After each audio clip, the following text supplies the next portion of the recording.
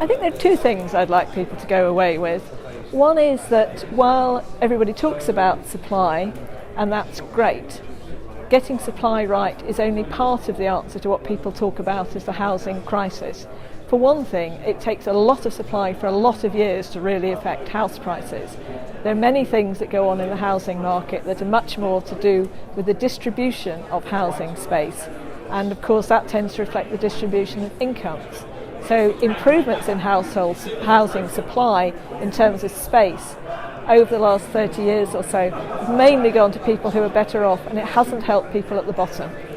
The second thing is, when people say the housing market's broken, what would it look like for them if it was whole?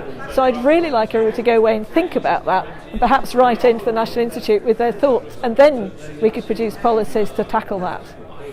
I think clearly we still haven't got supply up quite as much as we would like. One of the big reasons for that is that we are not very good. We've lost a lot of small and medium-sized builders. But another reason is that if you look at where new build has taken place, it's taken place much more in the north of the country relative to the population growth than the south of the country, where things are very fast growing. So the nature of the housing problems is different in the north, or actually so a lot of it's about quality. In the south it's often about price relative to incomes. We haven't really invested enough in the infrastructure and new housing in fast growing areas. I mean, I think the issue with young people is partly between generations, but it's also across the generation. If you're lucky enough to have parents who give you money for a mortgage, actually mortgages are really affordable once you've got the deposit.